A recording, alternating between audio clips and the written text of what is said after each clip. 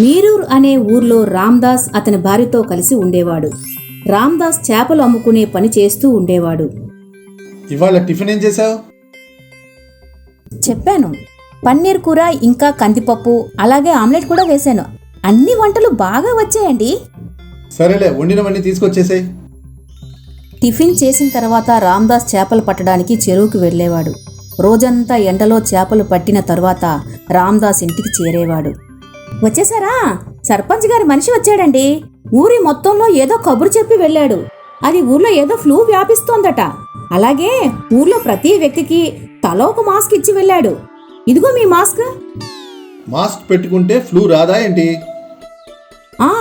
అతను ఏమన్నాడంటే ఈ మాస్కులు ప్రభుత్వం పంపిందట. ఈ మాస్కుల వల్ల 100% రక్షణ ఉంటుందట. అలాగే ఒకవేళ ఎవరి మాస్క్ అయినా పోతే గనుక వాళ్ళు మళ్ళీ ఇవ్వరట. అలాగే ఈ మాస్క్ లేకుండా ఎవ్వరు ఇంటి నుండి బయటికి వెళ్ళకూడదంట. చాలే చెప్పింది కానీ వెళ్ళి అన్నం వడ్డించు. ఏం వంట చేసావు? పువ్వు, దుంపలు, టమాటా, ఆనపకాయ ఇంకా చేపలు కలిపి మంచి మిక్స్డ్ వెజ్ కూర వండానండి. అయితే సరే, వండింది మొత్తం తీసుకురా. మరుసటి రోజు ఊళ్ళో అందరూ మాస్కులు పెట్టుకుని తిరుగుతూ ఉంటారు. రామ్దాస్ కూడా మాస్క్ వేసుకుని చేపలు పట్టడానికి బయలుదేరతాడు. రామ్దాస్ సాయంత్రం చేపలు పట్టి బాల్టీలో వేస్తూ ఉండగా తనకి ఒక చేప నోట్లో బంగారపు ఉంగరం ఉండడం చూస్తాడు.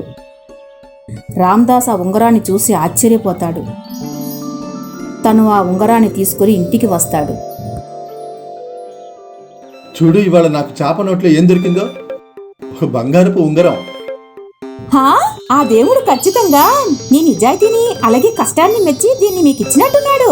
రామ్దాస్ ఆ ఉంగరాన్ని అమ్ముకొని ఒక పెద్ద ఇల్లు కట్టుకున్నాడు. అలాగే ఒక కారు కూడా కొనుక్కున్నాడు. ఇప్పుడు రామ్దాస్ కారులో చేపలు పట్టడానికి వెళ్ళి అలాగే ఆ చేపలని కారులోనే పెట్టి ఇంటికి తీసుకొచ్చేవాడు.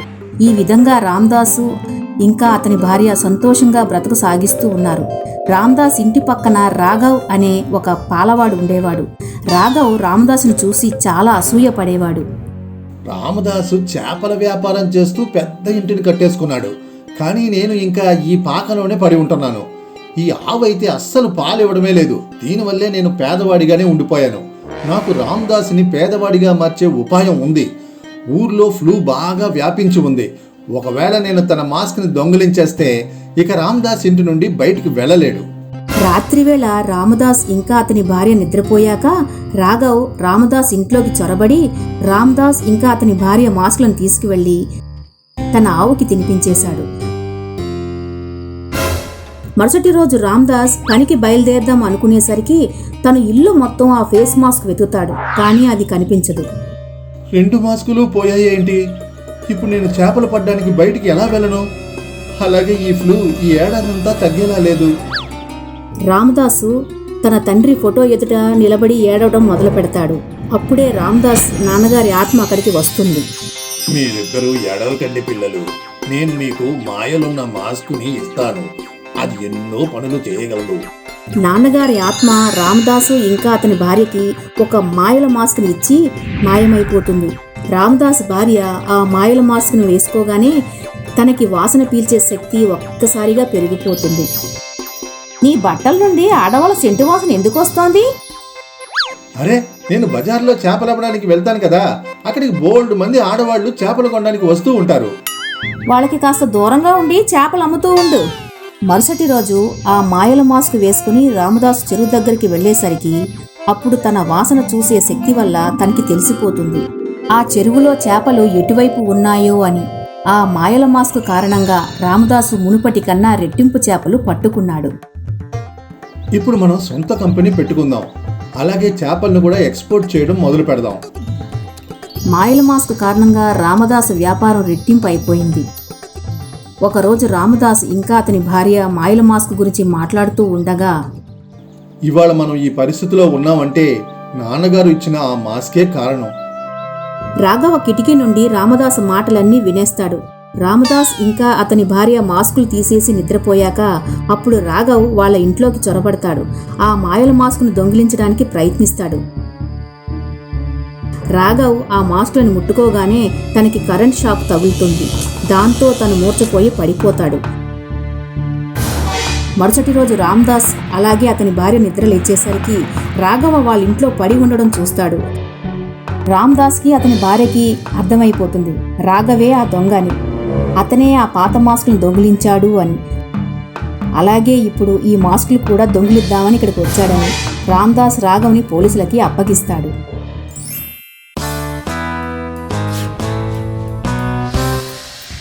ముఖేష్ రాజస్థాన్లో పుట్టి పెరిగాడు. తను ఢిల్లీలో ఒక పెద్ద కంపెనీలో పనిచేస్తూ ఉండేవాడు. తరచూ ముఖేష్ తల్లి ఊరు నుండి ముఖేష్కి ఫోన్ చేస్తూ ఉండేది. బాబు, నీకిక 30 ఏళ్ళు వస్తున్నాయి, పెళ్ళెప్పుడు చేసుకుంటావు? చేసుకుంటానులేమ్మా. మీరు నా పెళ్లి కోసం ఎందుకు ఇంత బెంగపడుతున్నారు? బాబు, నేను ఎప్పుడూ ఒకటే ఆలోచిస్తూ ఉంటాను, నువ్వెప్పుడు ఇంటికి కోడలు తీసుకొస్తావా అని. అమ్మా, నేను ఎవరినైనా అమ్మాయిని ఇష్టపడినప్పుడు తప్పకుండా పెళ్లి చేసుకుంటాను. ఒకరోజు ముఖేష్ కంపెనీలో ఒక మీటింగ్ జరుగుతుంది. మన కంపెనీ ఇక మీదట చైనాలో మన ప్రోడక్ట్ అమ్మాలని అనుకుంటోంది. మనం చైనాలో కొత్త ఆఫీస్ పెట్టబోతున్నాం. అయితే మీలో ఎవరైనా అక్కడికి వెళ్ళడానికి ఇష్టపడుతున్నారా? సార్, నేను అక్కడికి వెళ్ళాలనుకుంటున్నాను. ఎందుకంటే నేను కుంఫు నేర్చుకుందామని అనుకుంటున్నాను. తన కంపెనీలో కొంతమందితో కలిసి ముఖేష్ చైనా చేరుకుంటాడు. ఆఫీస్ అయిపోయిన తరువాత ప్రతి సాయంత్రం చైనాలో ఒక గురువు దగ్గర రోజు కుంఫు నేర్చుకోవడానికి వెళ్తూ ఉండేవాడు. ఆ గురువుగారికి ఒక కూతురు ఉండేది, జగ్మా. జగ్మా ఎన్నోసార్లు ముఖేష్కి కుంఫు నేర్పిస్తూ ఉండేది. జగ్మా ఇంకా ముఖేష్ ఒకరికొకరు ఇష్టపడతారు. ముఖేష్ జగ్మాకి తెలుగు మాట్లాడడం కూడా నేర్పిస్తాడు. ఒకరోజు జగ్మా తన తండ్రి ఆజ్ఞ తీసుకుని ముఖేష్ని పెళ్లి చేసుకుంటుంది. కొద్ది రోజుల తరువాత చైనాలో కరోనా వైరస్ వస్తుంది. ముఖేష్ కంపెనీ తమ సిబ్బంది అందరినీ తిరిగి ఇండియాకి పంపించేస్తుంది. ముఖేష్ జగ్మాతో కలిసి ఇండియాకి తిరిగి వచ్చేస్తాడు. ముఖేష్ కంపెనీ కొన్నాళ్ళు సెలవు పెట్టి జగ్మాతో కలిసి ఊరికి వెళ్తాడు. ఇదిగో అమ్మా, నేను నీ కోడల్ని తీసుకొచ్చాను. ఊళ్ళో వాళ్ళంతా కలిసి ముఖేష్ చైనా భార్యని చూడ్డానికి వస్తారు. బాబు, నీకు మన దేశంలో అమ్మాయే దొరకలేదా? మరీ చైనా నుండి కోడలను తీసుకొచ్చావు? అమ్మా, ఇక కోడలంటే కోడలే కదా. తను ఇండియాదా లేక చైనాదా ఏంటి? అయినా ఈ గ్లోబలైజేషన్ వల్ల ఈ ప్రపంచం అంతా ఒకే ఊర్లో మారిపోయింది కదా. కానీ తనకి మన భాష కూడా అర్థం కాదే. లేదమ్మా, జగ్మాకి తెలుగు మాట్లాడడం కూడా వచ్చు. జగ్మా, తెలుగులో ఏదైనా మాట్లాడి చూపెట్టు. నమస్కారం అత్తయ్య గారు. జగ్మా తెల్లవారు 3ంటికే నిద్ర లేచేది. తను చాలా గట్టిగా అరుస్తూ ఊ హా ఉయ్యా ఊ అంటూ కుంఫుని ప్రాక్టీస్ చేస్తూ ఉండేది. ఒకరోజు జగ్మా కుంఫు ప్రాక్టీస్ చేస్తుండగా తన చెయ్యి అక్కడ వేలాడుతున్న పాలకుండకి తగిలిపోతుంది. అలాగే పాలన్నీ నేలపాలవుతాయి. ఏంటి ముఖేష్, నువ్వు ఇలాంటి కోడలు తీసుకొచ్చావేంటి? అసలే అర్ధరాత్రి లేచి గోల చేస్తూ ఉంటుంది. అదీ కాగా ఇప్పుడు ఇంట్లో సామాన్లన్నీ పగలగొట్టేస్తోంది. ఇంత చిక్కటి పాలని నేలపాలు చేసింది చూడు. అదేంటమ్మా, కాస్త పాలేగా పడిపోయింది. అయితే ఏమైంది? నేను డైరీకి వెళ్ళి తీసుకొస్తానులే. ఒకరోజు ముఖేష్ తల్లికి బాగా జలుబు దగ్గు పట్టుకుంటుంది. అది 3-4 రోజుల దాకా సర్దుకోదు. ముఖేష్ తల్లి టీవీలో చైనా కరోనా వైరస్ గురించి చూస్తుంది. తను ముఖేష్తో ఇలా అంటుంది, బాబు, చూస్తుంటే నాకు కరోనా వైరస్ సోకినట్టుంది. ఇక దానికి కారణం నీ భార్యే. తను ఖచ్చితంగా చైనా నుండి కరోనా వైరస్ను తీసుకొచ్చినట్టుంది. అలాంటిదేం లేదమ్మా, జగ్మా వైరస్ ఏమీ తీసుకురాలేదు. అలాగే నీకు వైరస్ లేదు. ఇది మామూలు జలుబు దగ్గు అంతే. కొన్నాళ్ళకి నయమైపోతుంది. ముఖేష్ తల్లి విషయం ఊర్లో అందరికీ తెలిసిపోతుంది. ఊర్లో ఎవరెవరికైతే కాస్త దగ్గు జలుబు ఉందో వాళ్ళు జగ్మా కరోనా వైరస్ వ్యాపించినట్టు ఆరోపిస్తుంటారు.